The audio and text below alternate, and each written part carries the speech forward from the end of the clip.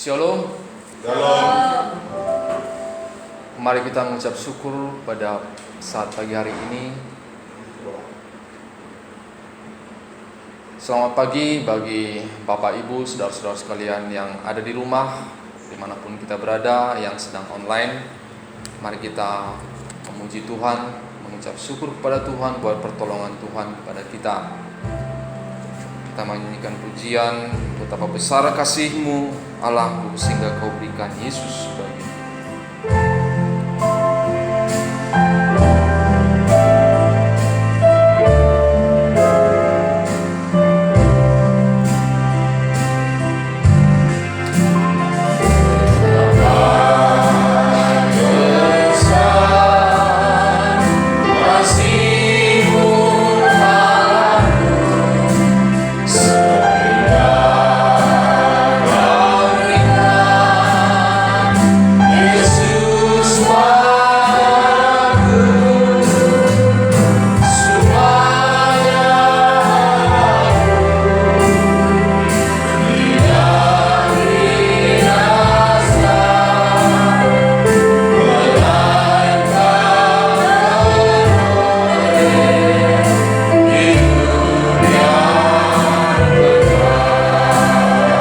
Betapa besar kuasa-Mu,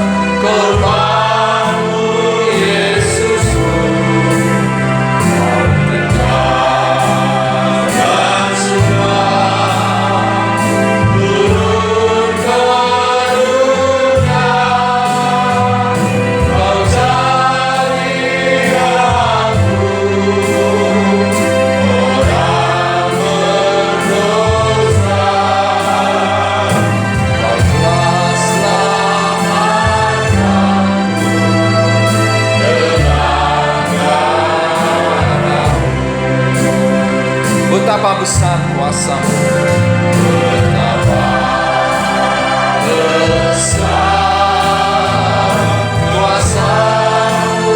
Kau bebaskan aku dari belenggu hidup yang aman. Aku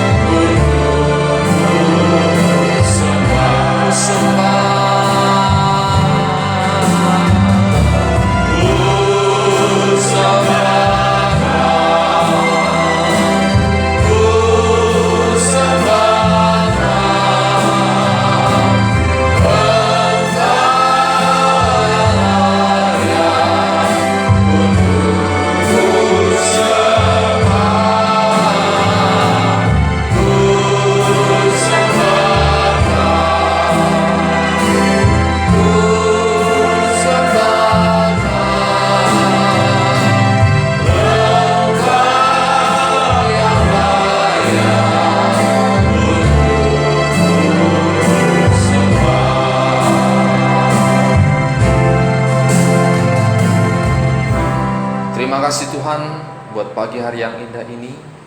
Kami bisa berkumpul di tempat ini Tuhan, baik jemaat-Mu dimanapun kami berada Tuhan, baik yang online, baik pun yang ada hadir pada saat pagi hari ini Tuhan. Kau urapi kami semua Tuhan, supaya kami dapat mengikuti ibadah dengan baik. Hamba-Mu yang ikut ambil bagian dalam pelayanan pada saat pagi hari ini, yang mengiringi musik, operator LCD, hamba-Mu yang akan membawakan firman-Mu. Engkau tolong kami Tuhan, Engkau yang bekerja, mengurapi kami supaya kami dapat melayani Engkau dengan sepenuh hati. Terima kasih Bapa. Ibadah kami pada saat pagi hari ini dari awal sampai akhir kami serahkan ke dalam tangan-Mu, dalam nama Tuhan Yesus Kristus. Amin. Silakan kembali Bapak Ibu. Kita nyanyikan pujian Kasih Allah melingkupi saya dengan sukacita.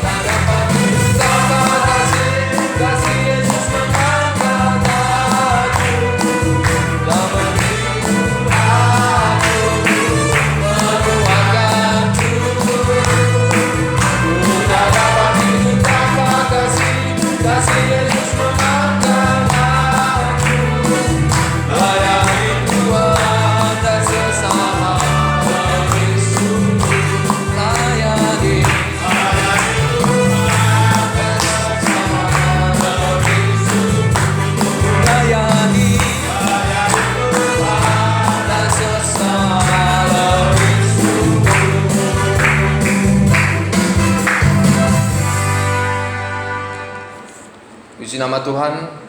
Mari kita siapkan hati kita mendengarkan firman Tuhan. Kita nyanyikan pujian Yerusalem Baru. Yerusalem baru,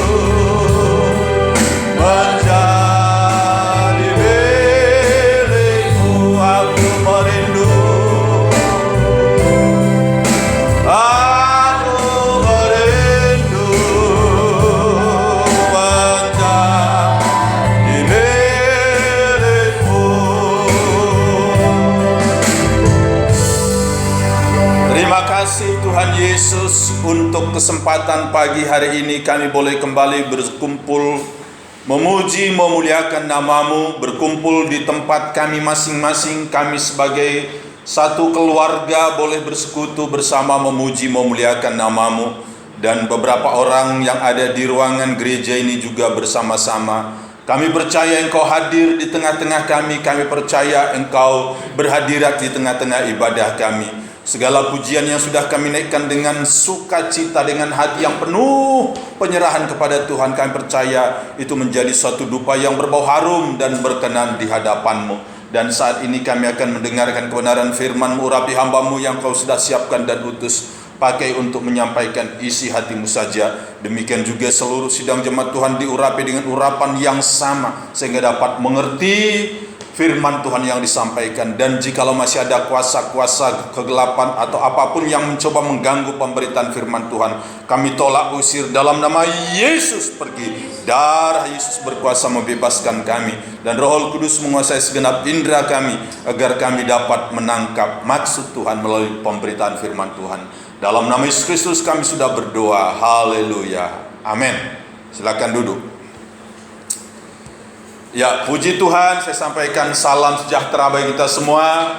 Selamat berbakti dalam nama Tuhan Yesus Kristus, dan selamat berbahagia dalam menikmati kebenaran-kebenaran firman Tuhan. Shalom. Shalom. Ya, kita bersyukur karena Tuhan berikan kesempatan, Tuhan berikan kesehatan, Tuhan berikan juga kemauan bagi kita untuk bersama-sama memuji memuliakan nama Tuhan. Maka mari manfaatkan kesempatan yang masih ada ini, dimanapun saudara berada, baik di tempat ini, baik di rumah, maupun yang ikut ibadah melalui Facebook ataupun YouTube. Biar kiranya kuasa Roh Kudus menyapa, menguasai setiap kita, agar kita bersama-sama bisa menikmati anugerah Tuhan, bisa bersama-sama menikmati berkat-berkat yang Tuhan berikan. Ya, mari walaupun dengan situasi seperti ini kita tetap bersukacita, kita tetap memuji Tuhan, kita tetap beribadah dengan dorongan dari Roh Kudus, ya. Bukan semata-mata karena ini hari Minggu, karena Bapak Gembala mengingatkan, karena link sudah dikirim, bukan. Tetapi karena Roh Kudus yang memberikan dorongan bagi kita untuk bersama-sama beribadah pada pagi hari ini. Jadi jangan biarkan terganggu dengan apapun, ya. Jangan biarkan terganggu dengan apapun. Pusatkan hatimu untuk menikmati firman Tuhan, ya. Mari kita melanjutkan pemberitaan firman Tuhan, ya. Kita membaca dari kembali dari Filipi pasal yang pertama. Filipi pasal yang pertama ayat 27 sampai 30. Filipi pasal pertama ayat 27 sampai dengan 30. Dodi bacakan dengan cepat.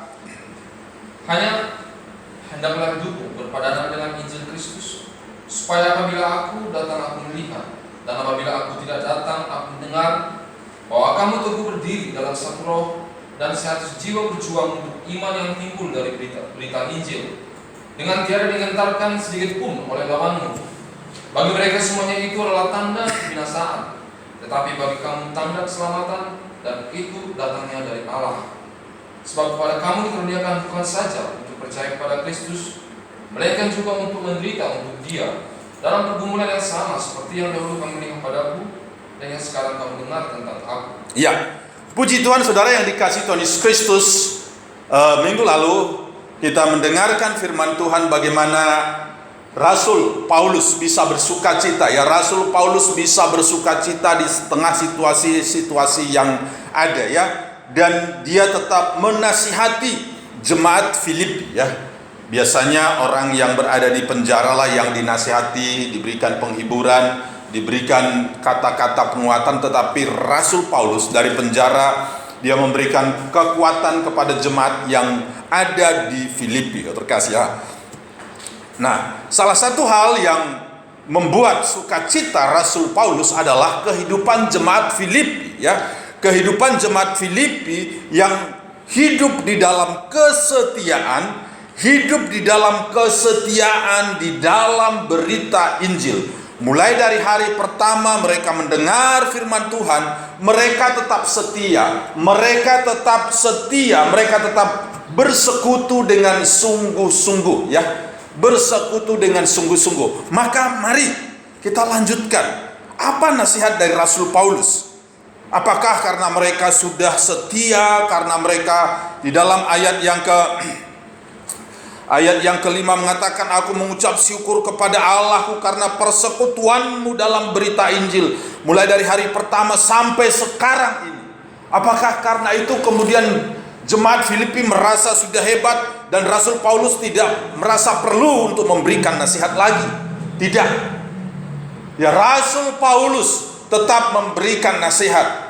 Rasul Paulus tetap memberikan petuah-petuah ataupun memberikan dorongan-dorongan. Salah satu yang diberikan adalah dalam ayat yang ke-27 tadi kita sudah membaca. Dia mengatakan, hanya hendaklah hidupmu berpadanan dengan Injil Kristus, supaya apabila aku datang aku melihat, dan apabila aku tidak datang aku mendengar, bahwa kamu teguh berdiri dalam satu roh dan sehati sejiwa berjuang untuk iman yang timbul dari berita Injil. Mari kita bersama-sama mengatakan, membaca bagian terakhir dari kata dan. Dari kata dan sehati, ya, kita baca bersama-sama 1, 2, 3. Dan sehati sejiwa berjuang untuk iman yang timbul dari berita Injil, ya. Berjuang untuk iman yang timbul dari berita Injil. Ini yang menjadi judul khotbah saya, berjuang untuk iman yang timbul dari berita iman, dari berita Injil, ya. Saudara yang dikasihi Tuhan Yesus Kristus, tadi saya katakan jemaat Filipi sedemikian luar biasa. Mereka bersekutu dengan sungguh-sungguh. Mulai dari hari pertama mereka mendengar berita Injil. Tetapi Rasul Paulus tetap mengatakan supaya mereka berjuang, ya, supaya mereka berjuang untuk iman yang timbul dari berita Injil.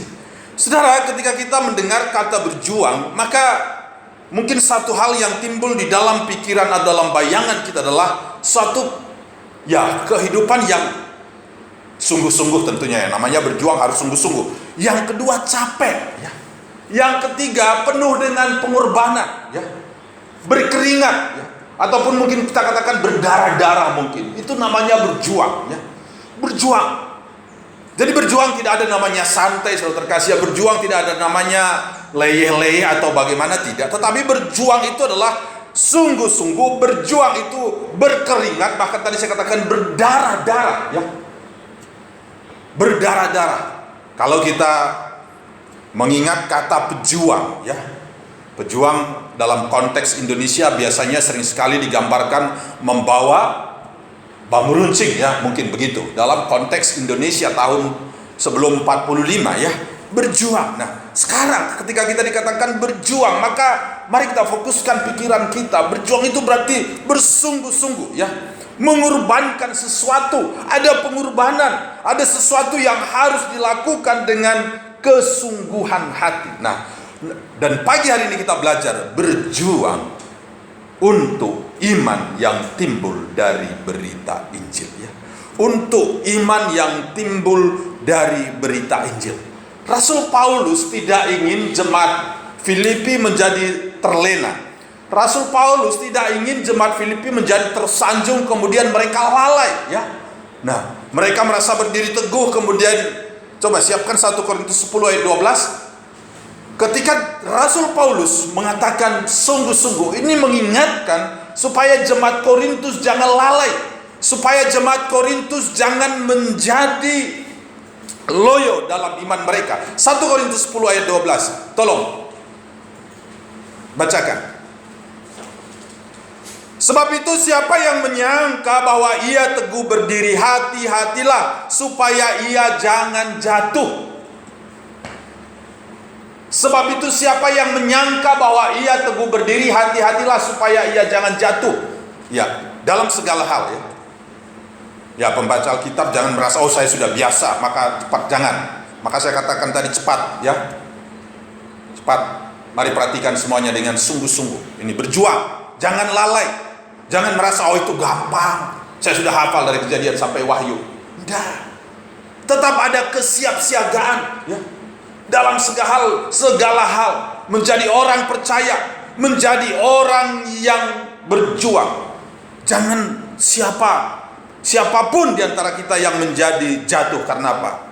Ya, karena dia merasa sudah teguh berdiri, sudah hebat, sudah paham. Tiap hari saya melakukan ini, tiap hari saya baca Alkitab. Wadah. Maka jemaat Filipi diingatkan oleh Rasul Paulus. Jemaat Filipi ditegur, dalam hal ini ditegur secara halus oleh Rasul Paulus supaya mereka jangan menjadi, oh aku sudah pendeta, aku sudah penatua, aku sudah pelayan. Tidak. Tetap berjuang. Untuk apa? Iman yang timbul dari berita Injil. Dalam ayat yang lain, terkasih, Filipi pasal 2 ya. Dalam ayat yang lain, Filipi pasal 2 ayat 12, Rasul Paulus mengingatkan. Filipi pasal 2 ayat 12 mengatakan demikian. Hai saudara-saudaraku yang kekasih, kamu senantiasa taat. Karena itu tetaplah kerjakan keselamatanmu dengan takut dan gentar. Bukan saja seperti waktu aku masih hadir, tetapi terlebih pula sekarang waktu aku tidak hadir. Tetaplah kerjakan keselamatanmu, ya. Ini tetap mengerjakan keselamatan. Jangan menjadi orang Kristen, saya sudah selamat kemudian santai-santai. Enggak. Alkitab memang mengatakan percaya kepada Yesus selamat. Tetapi Alkitab juga mengatakan kerjakanlah keselamatanmu. Kerjakanlah keselamatanmu, terkasih ya. Loh, sudah selamat kau untuk apa lagi? Enggak. Alkitab mengatakan kerjakanlah keselamatanmu. Kita harus mengerjakan dengan sungguh-sungguh supaya kita mendapatkan hasil, ya. Supaya kita mendapatkan buah, terkasih ya. Sebab orang Kristen dituntut untuk berbuah. Saya dan saudara dituntut untuk menghasilkan sesuatu, ya. Bukan sekedar menjadi orang Kristen, bukan sekedar menjadi selamat, tidak, terkasih. Kita harus berbuah. Maka berjuang untuk berita iman yang timbul dari berita Injil. Alkitab mengatakan hendaklah kamu berjuang, ya. Dan Filipi 2 ayat 12 mengatakan tetaplah kerjakan keselamatanmu, supaya orang lain bisa menikmati keselamatan yang kau sudah nikmati. Supaya kamu sendiri bisa menikmati keselamatan yang Tuhan sudah berikan. Menjadi orang Kristen yang bisa menikmati arti keselamatan itu sendiri. Menjadi orang Kristen yang bisa memberi buah kepada orang lain, sehingga orang lain pun bisa menikmati bukti keselamatan dari hidup kita, ya. Menjadi orang Kristen yang mendapatkan keselamatan, mendapatkan iman yang bermanfaat, ya, yang bermanfaat. Nah, saudara, mari kita kembali ke topik yang ataupun judul khotbah saya tadi, yaitu berjuang untuk iman yang timbul dari berita Injil, ya. Apa sih artinya iman itu, ya? Apa artinya iman? Kalau saya tanya satu persatu di antara kita yang ada di ruangan ini ataupun yang ada di rumah, iman itu apa sih? Ya. Nah, iman itu apa? Alkitab memberikan satu definisi. Ibrani 11 ayat 1 berbunyi demikian. Ibrani 11 ayat 1 berbunyi demikian. Iman adalah dasar dari segala sesuatu yang kita harapkan dan bukti dari segala sesuatu yang tidak kita lihat, ya. Yang tidak kita lihat. Nah, ini iman. Jadi iman itu adalah jaminan yang meyakinkan tentang sesuatu yang kita inginkan terjadi, ya.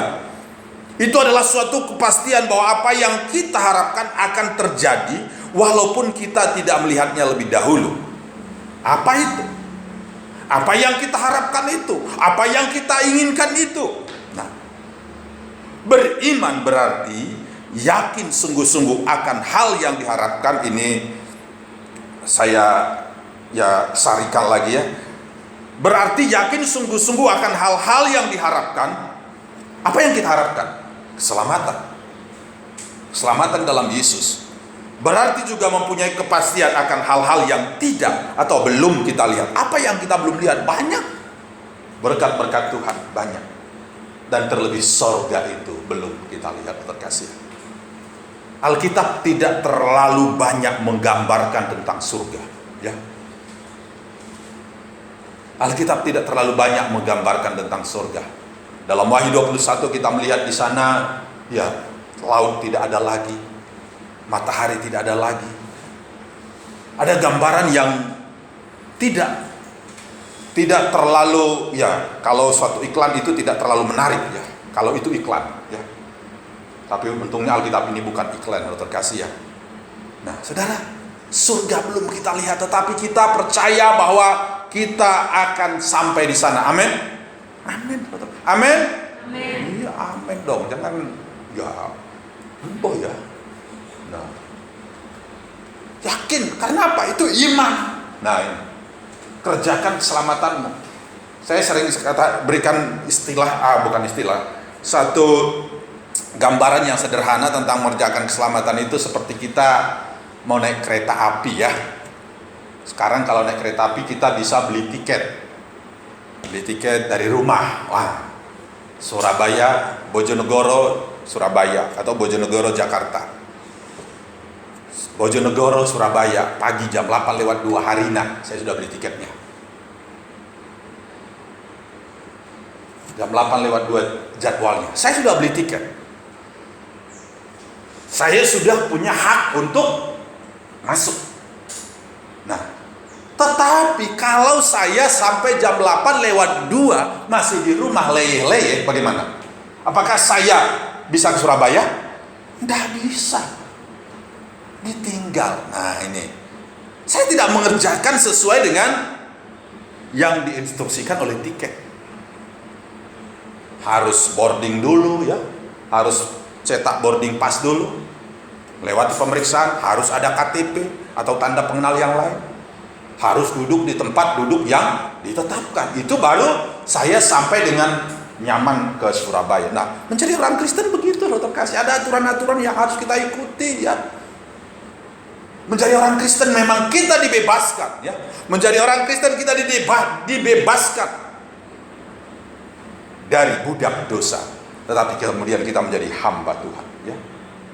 Nah, dari budak dosa, tadinya diperhamba dosa, sekarang kita menjadi hamba Tuhan. Nah, ini mengerjakan keselamatan, iman yang timbul dari berita Injil. Nah, tadi saya katakan beriman berarti sungguh-sungguh yakin akan hal-hal yang diharapkan, itu keselamatan. Mempunyai kepastian akan hal-hal yang tidak dilihat, itulah surga. Atau dengan bahasa sederhana saya katakan, beriman berarti percaya kepada Yesus sebagai Tuhan dan Juru Selamat kita. Itu sederhananya. Nah, terus bagaimana supaya mendapatkan iman? Bagaimana supaya kita beroleh iman? Terkasih, ya. Nah, ini. Bagaimana supaya kita beroleh iman? Tadi di sini sekilas dikatakan iman yang timbul dari apa? Berita Injil. Iman yang timbul dari berita Injil. Roma 10 ayat 17 mengatakan begini. Roma 10 ayat 17. Jadi iman timbul dari pendengaran, dan pendengaran oleh firman Kristus. Nah, jadi iman itu timbul dari apa, saudara? Mendengar firman Tuhan. Ya, ini. Mendengar firman Tuhan. Ada orang ingin mengatakan, oh, saya akan percaya kepada Yesus kalau Yesus datang kepada saya melalui mimpi. Wah, ini. Kalau ada mujizat yang terjadi dalam hidup saya, maka saya percaya kepada Yesus. Belum tentu, saudara. Alkitab mengatakan, Alkitab sudah cukup untuk membawa kita memiliki iman. Firman Tuhan sudah cukup untuk membawa kita memiliki iman. Alkitab sudah cukup, terkasih, ya. Alkitab sudah cukup. Tidak perlu yang lain sebenarnya. Tidak perlu harus penglihatan-penglihatan, tidak perlu harus ada orang yang naik turun ke sorga dulu, ya. Kemudian mengatakan, oh, bertobatlah kamu. Terlalu apa, ya? Kalau beritanya hanya bertobatlah kamu, di Alkitab sudah ditulis, sudah cukup. Kan kurang kerjaan jadinya. Kalau kita harus ada orang naik sorga dulu, oh, Tuhan berbicara kepada saya supaya kita hidup kudus, supaya kita bertobat sungguh-sungguh. Ya ngapain? Alkitab sudah menulis. Alkitab sudah menulis, saudara kasih ya. Alkitab saja sudah cukup. Tidak perlu, waduh, ini saya melihat Yesus. Ada awan berbentuk Yesus. Awan kok berbentuk Yesus? Ada penampakan. Kalau itu Yesus, saudara kasih ya, perhatikan agak keluar tema sedikit. Kalau Yesus menampakkan diri, dia pasti berbicara. Dia pasti menyampaikan sesuatu, tidak diam saja kayak lewat begitu ya. Aku Yesus. Udah, kalau Yesus menampakkan diri, perhatikan di sepanjang Alkitab, dia pasti berbicara. Dia pasti menyampaikan pesan. Jadi kalau ada orang mengatakan saya melihat Yesus, tanya pesannya apa? Cuma diam saja. Katakan itu bukan Yesus. Kalau Tuhan menampakkan diri, dia pasti menyampaikan firman. Menyampaikan firman. Ini 2 Timotius 3:15 mengatakan ya. 2 Timotius 3:15 mengatakan demikian. Ingatlah juga bahwa dari kecil engkau sudah mengenal kitab suci yang dapat memberi hikmat kepadamu dan menuntun engkau kepada keselamatan oleh iman kepada Kristus Yesus. Kitab suci saja sudah cukup. Kitab suci saja sudah cukup. Alkitab sudah cukup. Yohanes mengatakan ada begitu banyak hal yang dikerjakan oleh Yesus. Tetapi apa yang tertulis di sini sudah cukup untuk keselamatan kita. Sudah cukup untuk keselamatan kita, ya. Jadi tidak perlu mencari sumber yang lain. Harus ada penampakan, harus ada suatu, ya, banyak orang memang menjadi percaya karena mujizat. Tetapi sering sekali itu sangat sangat lemah sekali, ya. Dan penglihatan, mimpi atau apapun itu tidak perlu untuk menumbuhkan iman kita. Saya ulangi, penglihatan, mimpi, penampakan tidak perlu untuk menumbuhkan iman kita. Lukas 16 ayat 28 ya. Lukas 16 ayat 28. Lukas 16 ayat 28 atau ayat 24 ya. Lalu orang kaya itu berseru katanya, Bapak Abraham, kasihanilah aku. Suruhlah Lazarus supaya ia mencelupkan ujung jarinya ke dalam air dan menyejukkan lidahku, sebab aku sangat kesakitan dalam nyala api ini. Tetapi Abraham berkata, Anak, ingatlah bahwa engkau telah menerima segala yang baik sewaktu hidupmu, sedangkan Lazarus segala yang buruk. Sekarang ia mendapat hiburan dan engkau sangat menderita. Selain daripada itu, di antara kami dan engkau terbentang jurang yang tak terseberangi, supaya mereka yang mau pergi dari sini kepadamu ataupun mereka yang mau datang dari situ kepada kami tidak dapat menyeberang. Saudara, jadi antara jarak surga itu dengan neraka itu jauh sekali, tidak bisa diseberangi. Jadi tidak ada yang orang yang mengatakan, tidak apa-apa saya di neraka dulu, kemudian setelah itu nanti saya urus surat pindah kemudian ke surga. Tidak bisa, kalau terkasih ya, tidak bisa. Saya di neraka dulu, setelah itu, setelah dosa-dosa saya selesai, saya dimutasi atau dipromosi ke surga. Tidak bisa, kalau terkasih. Sekali neraka tetap neraka, sekali surga tetap surga, kalau terkasih. Nah, orang ini kemudian mengatakan, ayat berikutnya mengatakan begini, ayat yang ke 28 ayat 27. Kata orang itu, kalau demikian aku minta kepadamu Bapak Abraham, supaya engkau menyuruh dia ke rumah ayahku, sebab masih ada 5 orang saudaraku, supaya ia memperingati mereka dengan sungguh-sungguh, agar mereka jangan masuk kelak ke dalam tempat penderitaan ini. Saudara, orang-orang ini orangnya agak baik ini ya. Dia tidak ingin saudara-saudaranya ingin masuk dalam penderitaan. Nah, tapi terlambat, kalau terkasih ya. Terlambat. Maka apa kata Abraham? Tetapi kata Abraham, ada pada mereka kesaksian Musa dan para nabi. Baiklah mereka mendengarkan kesaksian itu. Apa itu kesaksian Musa dan para nabi? Pentateuch, 5 kitab Musa, kitab para nabi, Alkitab perjanjian lama, kalau terkasih ya. Ini ada Alkitab. Dalam konteks ini perjanjian lama. Mereka cukup. Mereka kalau mereka mendengarkan kesaksian itu, mendengarkan firman itu, mereka akan selamat. Tetapi apa kata orang ini? Oh, jawab orang itu, tidak Bapak Abraham. Tetapi jikalau ada seorang yang datang dari antara orang mati kepada mereka, mereka akan bertobat. Nah ini, oh kalau ayah saya muncul dalam penglihatan mengatakan bertobat kau, maka saya akan bertobat. Tidak, terkasih. Tidak. Alkitab mengatakan di sini, kata Abraham kepadanya, jika mereka tidak mendengarkan kesaksian Musa dan para nabi, mereka tidak juga akan mau diyakinkan, sekalipun oleh seorang yang bangkit dari antara orang mati. Nah ini, mujizat, penampakan, mimpi atau apapun itu tidak lebih hebat daripada firman Tuhan yang disampaikan. Maka firman Tuhan, Alkitab menjadi sumber iman. Mendengar firman Tuhan dengan sungguh-sungguh menjadikan kita memiliki iman, ya. Iman yang timbul dari berita Injil, ya. Itu dalam Filipi tadi, dalam Roma 10 ayat 17, iman timbul dari pendengaran, dan pendengaran oleh firman Kristus. Dalam 2 Timotius 3:15 mengatakan, kitab suci dapat memberi hikmat kepadamu dan menuntun engkau kepada keselamatan oleh iman kepada Kristus Yesus. Jadi betapa pentingnya kita memberikan perhatian kita saat mendengarkan firman Tuhan. Betapa pentingnya kita memperhatikan, sungguh-sungguh memperhatikan firman Tuhan saat diberitakan, bahkan saat membacanya, saudara kasih. Pemberitaan firman Tuhan itu menjadi sangat penting. Nah, saudara, iman. Nah, ini perhatikan. Iman memang respon pribadi kita.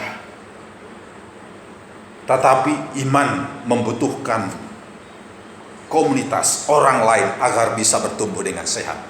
Saya ulangi. Iman itu adalah respon pribadi kita. Tetapi supaya iman itu bisa bertumbuh dengan baik, atau iman kita bisa bertumbuh dengan baik, kita membutuhkan komunitas. Kita membutuhkan hidup berjemaah. Kita membutuhkan hidup tergembala. Nah ini, membutuhkan hidup tergembala. Minggu lalu saya sampaikan, saudara kasih, Rasul Paulus dengan sangat yakin karena doa-doamu. Nah, ada orang yang mendoakan, ada orang yang menopang, ya.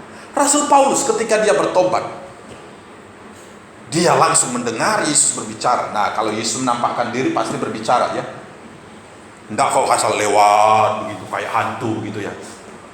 Enggak. Kalau Yesus menampakkan diri pasti berbicara. Pasti menyampaikan firman. Ketika Yesus menampakkan diri kepada Saulus pada waktu itu namanya, apakah Yesus hanya diam saja, pokoknya aku dilihat sudah? Tidak. Yesus berbicara, memanggil secara pribadi, Saulus, Saulus, mengapa engkau menganiaya aku? Teman-temannya Saulus cuma dengar, tapi tidak ngerti, sehingga tidak ada respon. Paulus secara pribadi merespon, ya. Secara pribadi Paulus merespon apa yang dikatakan oleh Tuhan. Kemudian dia berjalan, ya saya sudah pernah sampaikan ini, dia masuk ke kota Damaskus dan dia dalam keadaan buta. Maka Tuhan memakai orang lain. Siapa? Ananias. Ananias disuruh oleh Tuhan untuk mendoakan. Ananias, orang lain, disuruh oleh Tuhan untuk mendoakan Saulus. Nah, membutuhkan orang lain. Jadi jangan pernah menjadi soliter, ya. Menjadi menyendiri, tidak, tetapi kita harus berfellowship, ya. Kita harus mau bersekutu, kita harus mau tergembala, ya. Mau tergembala. Saudara jangan pernah mengatakan, wah saya tidak mau bergereja. Kenapa? Di gereja itu juga banyak orang-orang munafik kok. Di gereja itu banyak orang-orang berdosa. Loh iya. Di rumah sakit yang saudara lihat, banyakkan orang sehat atau orang sakit? Orang sakit. Jadi jangan heran kalau di gereja juga lebih banyak orang berdosa. sedang digarap kerjakan oleh Tuhan. Amin. Digarap kerjakan oleh Tuhan. Jangan menarik diri karena di gereja itu orang-orang yang banyak dosa. Jangan. Justru kita datang di sana bersekutu. Kalau tidak berdosa lagi terkasih, udah say goodbye. Kita sudah diangkat oleh Tuhan langsung terkasih ya. Jadi kalau masih ada duduk di sini, itu berarti masih ada dosa. Ada sesuatu yang Tuhan ingin kerjakan, ya. Ada sesuatu yang Tuhan ingin lakukan dalam hidupmu. Jangan pernah merasa kamu sudah sempurna, perfect. Bukan. Jadi kalau masih ada di sini sekarang, ya, sadarilah, ternyata Tuhan sedang mengerjakan hidup saya. Ternyata Tuhan sedang mengerjakan hidup saya. Jangan pernah mengatakan, di gereja itu semua munafik. Ya, masih ada kursi-kursi yang kosong untuk orang munafik yang lain yang belum masuk, ya. Saudara, ini tadi saya katakan iman itu memang respon pribadi, tetapi iman bertumbuh. Dalam Filipi tadi jelas dikatakan, ya. Filipi tadi dikatakan, hendaklah hidup, ayat 4 saya baca, bahwa kamu teguh berdiri dalam satu roh, ya, ini dalam satu roh, sehati sejiwa berjuang. Nah, ini sehati sejiwa, saling tolong menolong, ya. Jadi di dalam gereja itu ketika kita menemukan kesalahan, kelemahan orang lain, bukan untuk disebarluaskan, ya. Bukan, tetapi untuk kita doakan. Kalau Tuhan izinkan kita mengetahui, kalau Tuhan izinkan kita melihat kesalahan, kekurangan orang lain, bukan untuk kita jadikan bahan gosip, bukan, tetapi menjadi bahan doa untuk kita. Ya. Banyak orang, maafkan kalau saya katakan banyak, ya, ada orang lah kirim WA atau SMS, tolong bantu doa keluarga ini. Keluarga ini sedang memiliki masalah seperti ini. Bagus enggak? Kalau dia jujur itu bagus. Jujur dalam arti bagaimana? Paling tidak dia sudah lebih dulu berdoa untuk itu. Kemudian dia minta orang lain ikut mendoakan. Tapi sering sekali seperti itu dimanfaatkan apa? Tolong bantu doa. Judulnya tolong bantu doa. Tetapi maksudnya tolong bantu share. Supaya orang lain juga tahu mereka punya masalah. Wah, ini jangan sampai seperti itu terkasih, ya. Saya mencoba sering sekali, masih lupa terkasih, ya. Ketika ada WA di grup kami, grup hamba Tuhan, sering sekali ada WA tolong bantu doa. Bapak pendeta ini begini sakit dan sebagainya. Sebelum saya balas, saya mencoba untuk mendoakan terlebih dahulu, kemudian saya balas. Sebab kalau saya balas dulu, saya akan lupa mendoakannya. Nah, itu dia. Saya akan lupa mendoakannya. Begitu saya baca, kemudian saya balas, ya, kita bantu doa. Send. And forget it.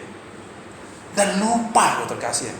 Jadi saya mencoba sebelum saya membalasnya, ya, saya dimanapun terkasih, ya. Jadi sementara duduk, ya, saya tutup mata. Kalau memungkinkan tutup mata, saya tutup mata, kemudian saya mendoakan, baru saya balas.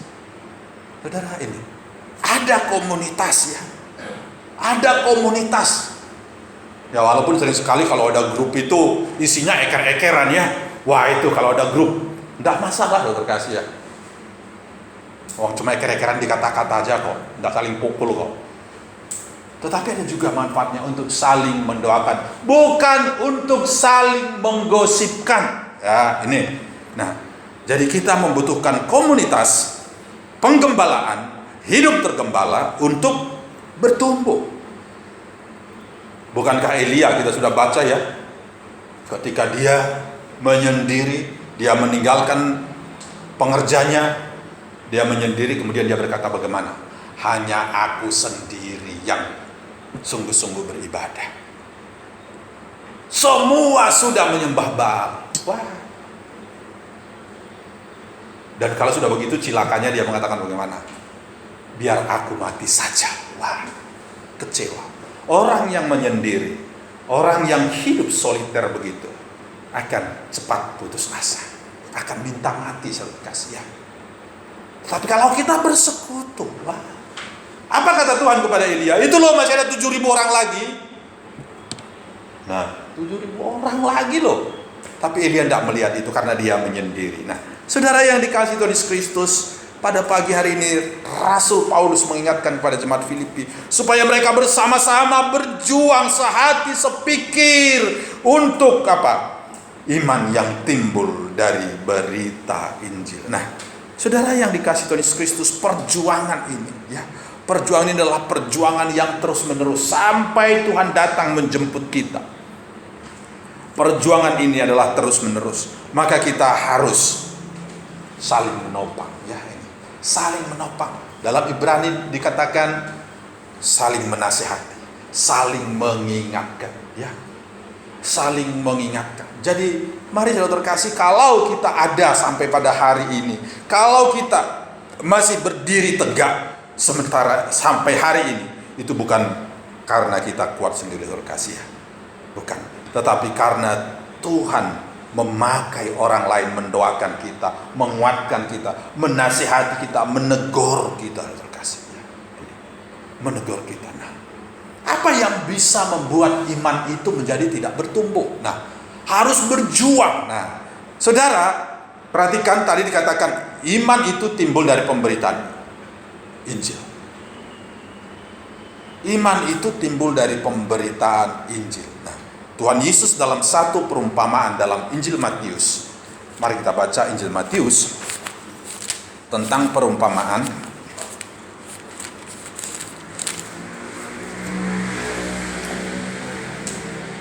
Saudara, Tuhan Yesus memberikan perumpamaan di dalam ayat 1 mengatakan, ayat yang ke 1 mulai perumpamaan tentang seorang penabur ya. Nah, perumpamaan tentang seorang penabur. Penabur itu pertama ada yang jatuh di pinggir jalan.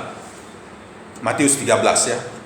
Di pinggir jalan. Yang kedua jatuh di tanah berbatu-batu. Yang ketiga jatuh di tanah semak atau semak duri. Yang keempat tumbuh di tanah yang baik. Nah, saudara, kalau firman Tuhan itu, kalau iman itu timbul dari pemberitaan Injil, pemberitaan firman Tuhan, maka kita akan melihat proses dari pertumbuhan iman sesuai dengan perumpamaan yang disampaikan oleh Tuhan Yesus Kristus. Maka kita tidak perlu membahas tentang benih yang jatuh di pinggir jalan. Karena apa? Dia tidak sempat tumbuh. Ya, coba ayat yang ke 18 ya. Ayat 18, kita langsung saja ke arti perumpamaan itu. Karena itu dengarlah arti perumpamaan penabur itu. Kepada setiap orang yang mendengar firman tentang kerajaan sorga, tentang Injil, tetapi tidak mengertinya, datanglah si jahat dan merampas yang ditaburkan dalam hati orang itu. Itulah benih yang ditaburkan di pinggir jalan. Jadi tidak sempat bertumbuh. Benih itu tidak sempat bertumbuh. Firman Tuhan itu tidak ada respon positif. Ya, pagi hari ini hati kita merespon dengan positif. Yang kedua, benih yang ditaburkan di tanah yang berbatu-batu ialah orang yang mendengar firman itu dan segera menerimanya dengan gembira. Tetapi ia tidak berakar dan tahan sebentar saja. Apabila datang penindasan atau penganiayaan karena firman itu, orang itu pun segera murtad. Nah, ini tanah yang kedua, tanah yang berbatu-batu, ada respon yang baik, bahkan luar biasa, sangat bergembira. Ya, ada begitu banyak orang ketika mendengar firman Tuhan mengatakan, aduh, luar biasa firman Tuhan itu, saya diberkati, hebat firman Tuhan itu, saya suka firman Tuhan itu, wow, luar biasa. Tetapi itu hanya seperti benih yang jatuh di tanah berbatu-batu. Tidak berapa lama kemudian murtad. Murtad, meninggalkan Tuhan ya. Murtad.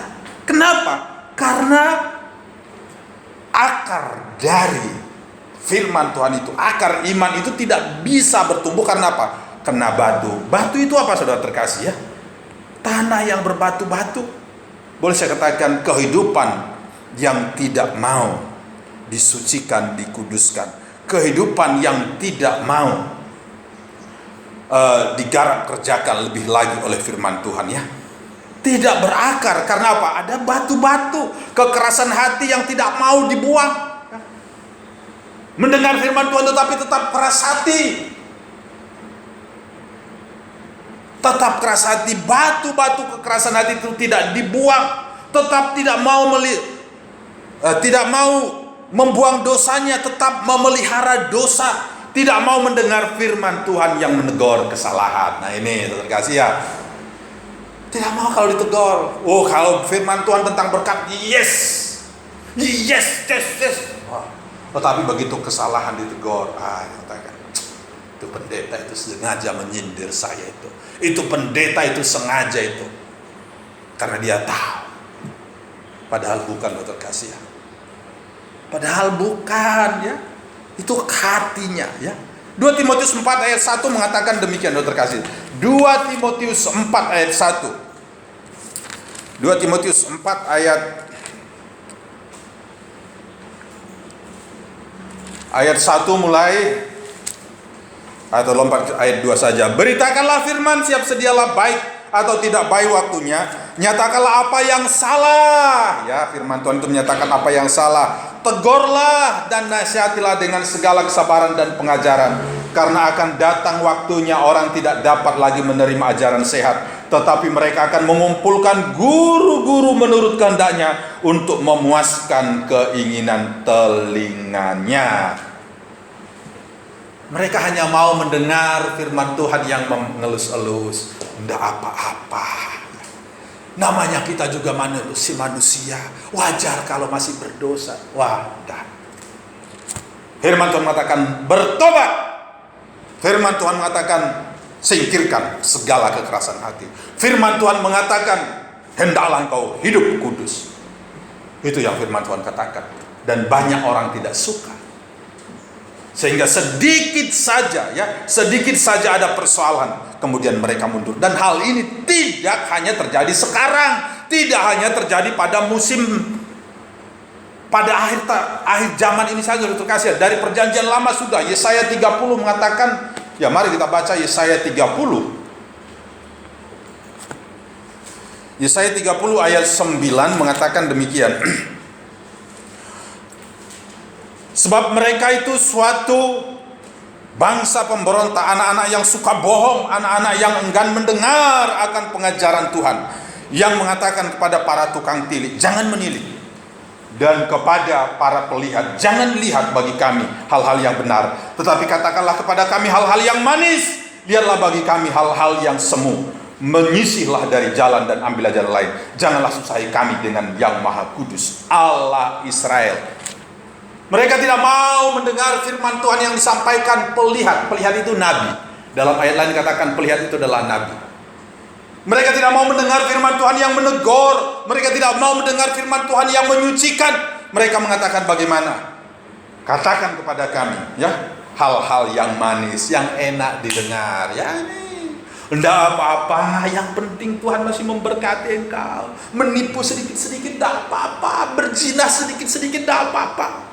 Oh, dan ini adalah tanah berbatu-batu yang hatinya tidak mau digarap kerjakan oleh Tuhan, yang hatinya tidak mau disucikan. Maka akibatnya apa? Murtad, meninggalkan Tuhan kalau ada masalah. Bahkan kalau firman Tuhan itu keras, mereka malah meninggalkan Tuhan, dokter kasih ya. Yohanes pasal 6. Ya, Yohanes pasal 6 ayat 60 saya bacakan. Sesudah mendengar semuanya itu, banyak dari murid-murid Yesus berkata, perkataan ini keras, siapakah yang sanggup mendengarkannya? Wah, ini firman Tuhan itu keras, khotbahnya itu keras. Kalau pendeta itu khotbah keras, tidak enak didengar. Yesus pun dikatakan begitu. Akibatnya apa? Ayat yang ke-66. Mulai dari waktu itu banyak murid-muridnya mengundurkan diri dan tidak lagi mengikut dia. Firman Tuhan yang keras justru membuat mereka murtad, terkasih. Tidak perlu pencobaan, tidak perlu masalah, tidak perlu. Kalau firman Tuhan dengan jujur diberitakan, menegur kesalahan, justru mereka mundur. Ini tanah berbatu-batu.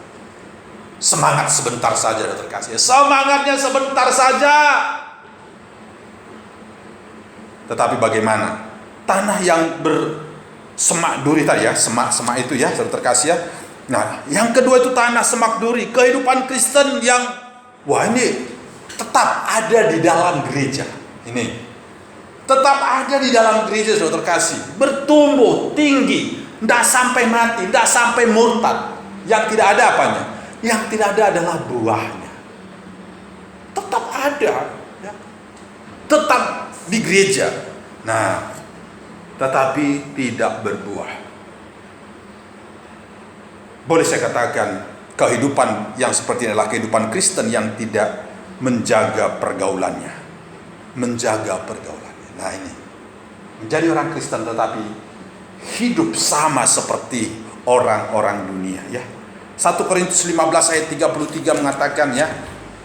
1 Korintus 15 ayat 33 mengatakan demikian firman Tuhan, saudara terkasih. Ayat 33, janganlah kamu sesat, pergaulan yang buruk merusakkan kebiasaan yang baik. Ya, kebiasaan yang baik bisa dirusakkan oleh pergaulan yang buruk. Jadi mari kita belajar, saudara terkasih, ya. Kalau ini kemudian, bagaimana? Kalau tadi mundur, ini kemudian karena kenikmatan hidup, ya, ditipu oleh kenikmatan hidup. Tidak apa-apa menikah dengan orang tidak seiman, tidak apa-apa. Menikah dengan orang yang tidak sungguh-sungguh, tidak apa-apa, ya. Mari kita belajar, mari kita sungguh-sungguh untuk tetap berada dalam penggembalaan yang benar, supaya apa? Pergaulan kita menjadi pergaulan yang sungguh-sungguh, ya. Kalau kita dalam komunitas tergembala, maka kita akan tetap kuat.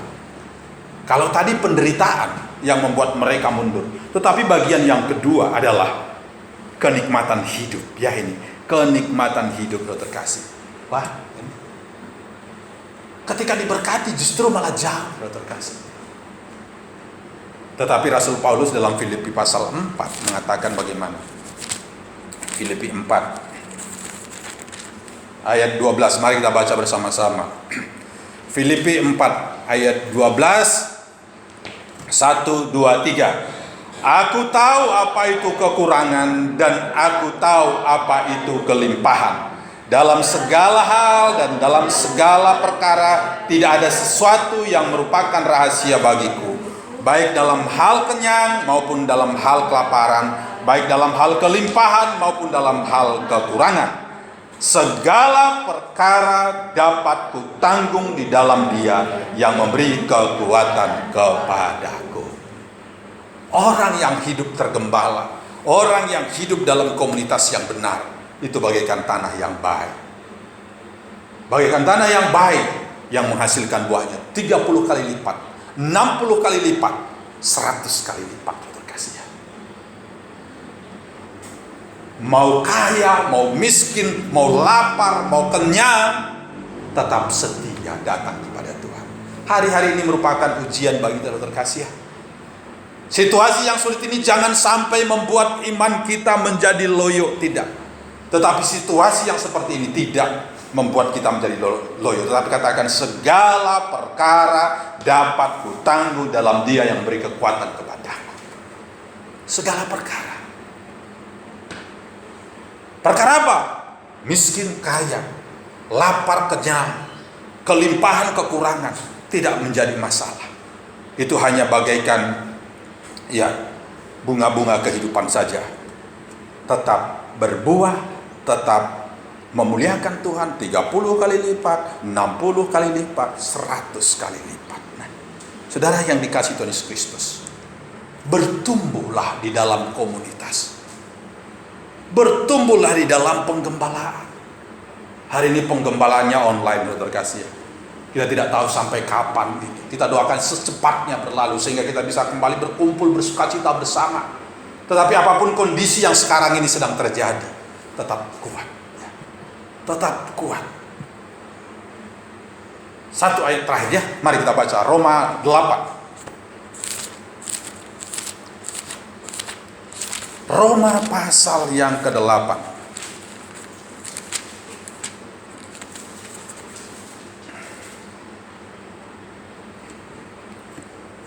Roma pasal 8 ayat 35 demikian.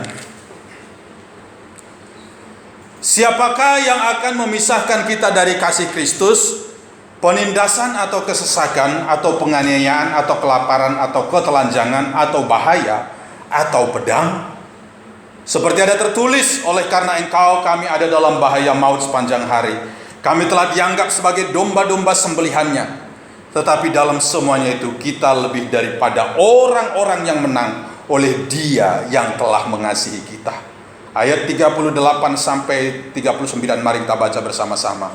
Sebab aku yakin bahwa baik maut maupun hidup, baik malaikat-malaikat maupun pemerintah-pemerintah, baik yang ada sekarang maupun yang akan datang, atau kuasa-kuasa, baik yang di atas maupun yang di bawah, maupun sesuatu makhluk lain, tidak akan dapat memisahkan kita dari kasih Allah yang ada dalam Kristus Yesus Tuhan kita. Satu pujian mengatakan, apa yang dapat memisahkanku dari kasih-Mu Tuhan. Tolong siapkan itu.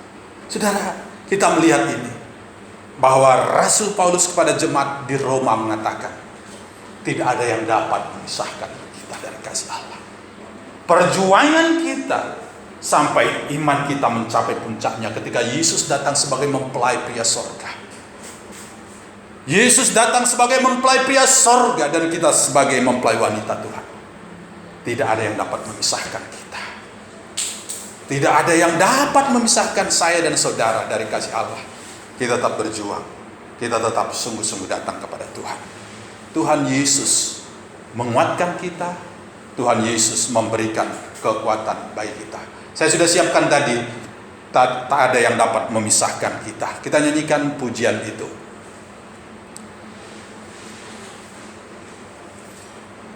C.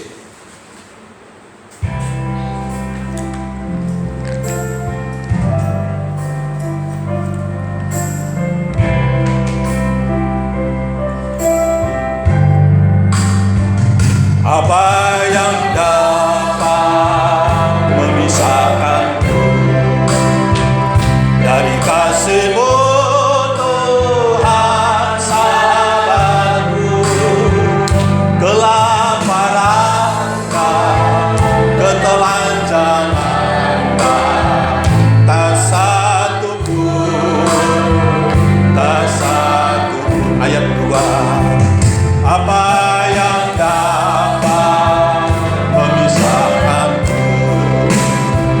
dari kasih-Mu Tuhan sahabatku, aniayakan penderitaan, tak satu pun, tak satu pun, tiada satu, tiada satu pun seperti Kau Yesus, Kau sahabat yang sejati. Dalam bahaya Kau mengendongku, Engkau Yesus sahabatku. Tiada satu pun, tiada satu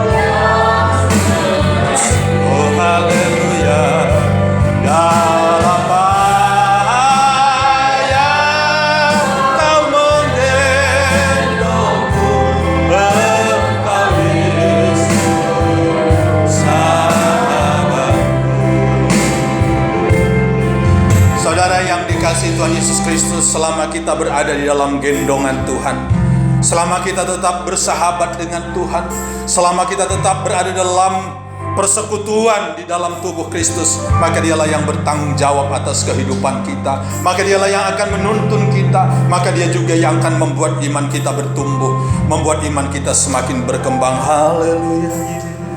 Maka mari sembah Dia, ucapkan syukurmu kepada Tuhan, ucapkan syukurmu kepada Tuhan, ucapkan juga komitmenmu kepada Tuhan. Haleluya. Tiada satu seperti Kau sahabat yang sejati, dalam bahaya Kau menggendongku, Engkau Yesus sahabatku. Terima kasih terima kasih Yesus, haleluya. Terima kasih Yesus, haleluya. Terima kasih Tuhan, haleluya.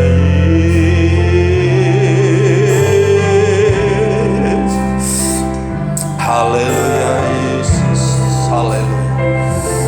Ibu Gembala berdoa untuk firman Tuhan yang sudah kita dengar. Haleluya. Terima kasih Bapa dalam surga, dalam nama Haleluya Yesus, terima kasih Tuhan. bersyukur untuk kesempatan Tuhan. Haleluya, memberikan Yesus. kami untuk bisa mendengarkan firman-Mu. Haleluya Biar Yesus, iman kami haleluya. semakin hari semakin bertumbuh di dalam Engkau, sehingga iman kami bukan karena kami melihat, tapi benar-benar kami merasakan sendiri, kami mengalami sendiri, sehingga Haleluya. membuat kami tetap kuat di dalam Engkau.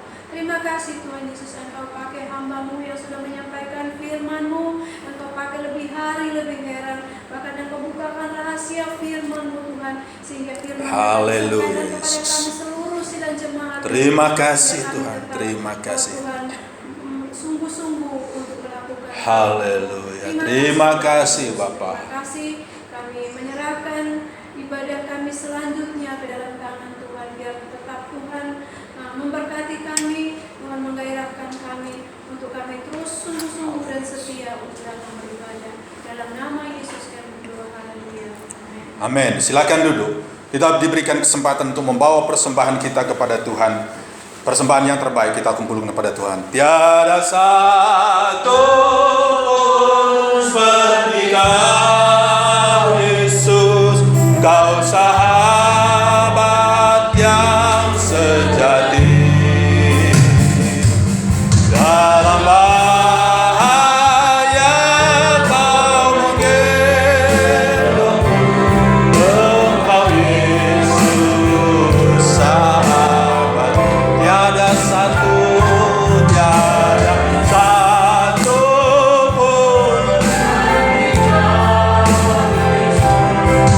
sahabat yang sejati. Dalam bahaya Kau menggendongku, Engkau Yesus sahabatku. Engkau Yesus sahabatku. Tuhan Yesus memberkati persembahan kita, persembahan saudara yang saudara kumpulkan di rumah. Saudara boleh kumpulkan itu, saudara boleh bawa pada saat kita beribadah bersama kembali. Atau seperti saya katakan, kalau saudara menemukan ada orang-orang yang sangat membutuhkan pertolongan, saudara boleh menggunakan persembahan yang sudah saudara kumpulkan untuk menolong sesama kita. Itu yang saya sampaikan. Ibadah kita sepanjang minggu kita rubah menjadi ibadah doa setiap jam 6 sore ya. Setiap jam 6 sore di tempat ini kami di gereja kami akan beribadah. Saudara boleh mengikuti melalui aplikasi Zoom ya. Tapi saudara harus menghubungi saya dulu supaya saya bisa menerima ataupun mengaktifkan link yang sudah saya kirimkan. minimal jam 6:05 sudah harus semua terkoneksi supaya jangan mengganggu. Saat jam 6 semua sudah terhubung ya, aplikasi Zoom ya, sehingga melalui itu saudara kita boleh berdoa bersama, kita boleh saling mendoakan. Mungkin ada doa-doa khusus saudara boleh disampaikan secara langsung via aplikasi Zoom ya. Itu yang dapat disampaikan. Kemudian ibadah minggu depan tetap disiarkan melalui YouTube dan Facebook jam 7 pagi. Saudara tetap di rumah sampai ada pengumuman selanjutnya. Kami di gereja, beberapa orang yang bertugas akan melayani di gereja ya. Stay at home and pray, tetap di rumah dan berdoa ya. Sungguh-sungguh doakan situasi ini supaya bangsa ini secepatnya melewati masa yang sukar ini ya. Masa yang sukar ini.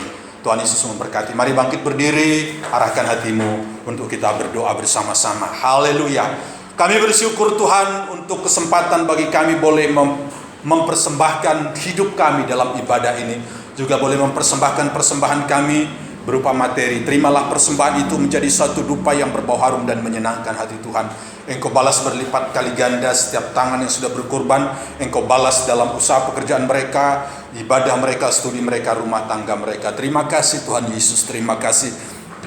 Kami puji Engkau, kami muliakan, kami agungkan Engkau. Hamba-Mu berdoa untuk setiap sidang jemaat-Mu yang beribadah di rumah mereka masing-masing. Engkau tahu mereka sedang mengalami apa. Tuhanlah yang menolong mereka, Tuhanlah yang memberikan jalan keluar. Di mana mereka sedang berada, itu adalah gereja Tuhan yang orang lain bisa melihat, mendengar di sana ada gereja Tuhan. Gereja yang sungguh-sungguh, gereja yang sejati. Kami berdoa juga Tuhan untuk bangsa dan negara kami. Berkati bangsa yang besar ini, para pemimpin kami mulai dari presiden sampai pejabat yang terendah. Tuhan berikan hikmat agar mereka bisa melakukan tugas-tugas mereka dengan baik. Masyarakat Indonesia juga bisa bekerja sama, taat kepada apa yang diperintahkan oleh pemimpin kami. Terima kasih Tuhan, terima kasih tetangga sekitar kami, Engkau menyelamatkan mereka juga. Kerinduan bersama kami umat-Mu di GPT Bojonegoro untuk memiliki gedung gereja yang lebih representatif, Engkau yang akan menyediakannya. Keluarga yang sudah berkorban untuk tempat ini Engkau berkati. Keluarga yang sudah, pribadi-pribadi yang sudah berkorban untuk pembangunan gereja Tuhan, yang menopang pekerjaan Tuhan, menopang keluarga hamba Tuhan, Engkau juga balas berlipat kali ganda. Gereja-gereja-Mu, hamba-hamba Tuhan yang mungkin menderita juga Tuhan lawat mereka. Terima kasih Tuhan, dan sebentar kami akan akhiri ibadah ini. Kami percaya kami tidak akan pulang dengan kosong, kami tidak akan pulang dengan biasa-biasa saja. Oleh karena itu sidang jemaat yang dikasihi Tuhan, arahkan hatimu kepada Tuhan. Pulanglah, jadilah saksi Kristus, dan jadilah pelaku-pelaku firman Tuhan, dan terimalah berkat Tuhan. Turunlah kiranya berkat yang melimpah atas keluargamu, atas pekerjaanmu, atas studimu, atas masa depanmu. Berkat yang asalnya dari Allah Abraham, Allah Ishak, dan Allah Yakub. Allah yang kita kenal dalam nama Tuhan Yesus Kristus tercurah bagi kita dari sekarang sampai Maranatha, bahkan sampai selama-lamanya. Haleluya, haleluya, amin. Bapa, terima kasih. Bapa, terima kasih. Bapa di dalam surga, ku berterima kasih.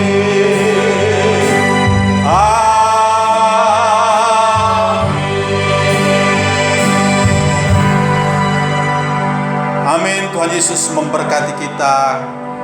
Tetap di rumah, tetap berdoa. Shalom.